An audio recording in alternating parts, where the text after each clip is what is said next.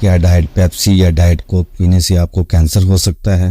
پاکستان میں بہت سے شوگر کے مریض ہیں جو کہ ریگولر کولڈ ڈرنکس نہیں پیتے، اس کے لیے وہ ڈائٹ کوک کا استعمال کرتے ہیں۔ کیا یہ آپ کی صحت کے لیے نقصان دہ ہے یا فائدہ مند؟ وہ تمام تر باتیں آپ اس ویڈیو میں جان سکیں گے۔ عالمی ادارہ صحت WHO نے مصنوعی مٹھاس کو کینسر کا سبب قرار دے دیا ہے۔ WHO کی کینسر پر تحقیق کرنے والی ایک باڈی کا کہنا ہے کہ یورپ اور امریکہ میں 3 بڑی ہیومن مطالعات کیے گئے ہیں۔ ان میں یہ بات سامنے آئی ہے کہ مصنوعی مٹھاس یعنی کہ اسپریم اور جگر کے کینسر کے درمیان ایک تعلق ہو سکتا ہے۔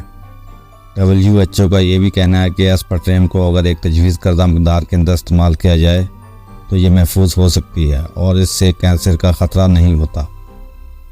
اسپرٹیم کا استعمال ڈائٹ کوک، پیپسی، زیرو شوگر اور دیگر ڈائٹ سوڈا کے ساتھ ساتھ چینی کے متبادل کے طور پر چند دوسری چیزوں میں بھی استعمال کیا جاتا ہے۔ کینسر کے بعض ماہرین اس بات سے اتفاق نہیں کرتے۔ ان کا کہنا ہے کہ یہ مطالعات محدود ہیں اور ان میں تعصب ہو سکتا ہے، اسی لیے اس پر مزید تحقیق کی ضرورت ہے۔ WHO کے نتائج سے امریکہ کی فوڈ اینڈ ڈرگ ایڈمنسٹریشن بھی اتفاق نہیں کرتی۔ FDA کا کہنا ہے کہ کھانے میں زیادہ ہونے والی جن چیزوں پر سب سے زیادہ تحقیق ہوتی ہے ان میں اسپرٹیم سہر فہرست ہے۔ ابھی تک ایسے کوئی شواہد نہیں ملے کہ اس کی وجہ سے کینسر کا خطرہ بڑھ جاتا ہو، لیکن یہاں یہ سوال پیدا ہوتا کہ آخر ایک انسان کے لیے اسپرٹیم کی کتنی مقدار کافی ہوگی، ایسی مقدار جس کے استعمال سے کینسر کا خطرہ نہ پیدا ہو۔ اس حوالے سے WHO کے ماہرین کا کہنا ہے کہ ایک شخص اپنے فی کلو وزن کے حساب سے 40 ملی گرام اسپرٹیم روزانہ استعمال کر سکتا ہے۔ امریکی ادارے نے اس کی کم از کم حد تھوڑی زیادہ مقرر کی ہے۔ FDA کے مطابق یہ مقدار 50 ملی گرام کے قریب ہے۔ اگر ایک شخص کا وزن 70 کلو گرام ہے اور وہ روزانہ ڈائٹ کوک 9 سے 14 کین پیتا ہے تو یہ اس کی صحت کے لیے خطرناک ثابت ہو سکتے ہیں۔ وہ بچے جو چھوٹی عمر سے ہی اسپرٹیم والے مشروبات کے عادی ہو جاتے ہیں، ان کے لیے ہیلتھ رسک بہت بڑھ جاتا ہے۔ ہم اپنے گھروں میں دیکھتے ہیں کہ چھوٹے چھوٹے بچے پیپسی، کوک اور ان مشروبات کے علاوہ پانی پینا پسند نہیں کرتے۔ یہی وجہ ہے کہ ان بچوں میں موٹاپا بھی آ رہا ہے اور ان کی صحت بھی خراب ہو رہی ہے۔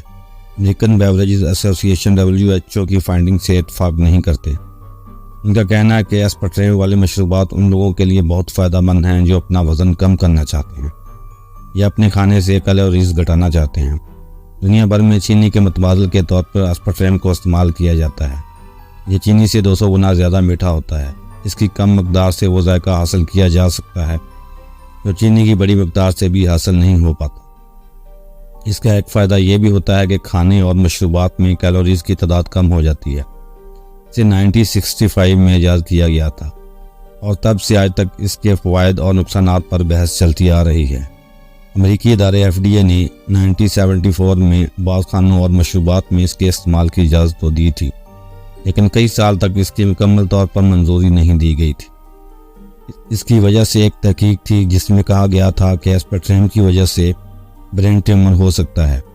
1981 میں FDA نے اس امکان کو مسترد کر دیا تھا۔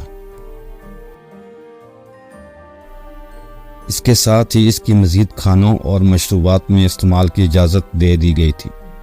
اسپرٹیم کے مکمل استعمال کی اجازت اس کی ایجاد کے لگ بھگ 31 سال بعد 1996 میں دی گئی۔ تب سے اب تک یہ دنیا بھر میں کھانوں میں ذائقے کے لیے استعمال ہوتا چلا آ رہا ہے۔ یہاں میں ایک چیز کی وضاحت کر دوں کہ اسپرٹیم اور سکرین 2 الگ الگ چیزیں ہیں۔ کھانوں میں زیادہ تر اسپرٹیم کا استعمال کیا جاتا ہے، لیکن سکرین کا استعمال بھی عام ہے۔ اسپرٹیم چینی سے 200 جبکہ سکرین 300 سے 700 گنا تک میٹھی ہو سکتی ہے۔ سکرین اسپرٹیم سے لگ بھگ 100 سال پہلے 1876 میں ایجاد کی گئی تھی۔ 80 کی دہائی میں لیب میں تجربات کے دوران کچھ چوہوں میں سکرین کے استعمال سے مثانے کا کینسر ہو گیا تھا، جس کی وجہ سے اس پر پابندی عائد کر دی گئی تھی۔ بعد میں یہ پابندی ہٹا دی گئی اور اب بھی کئی کھانوں میں سکرین کو میٹھے کے طور پر استعمال کیا جاتا ہے۔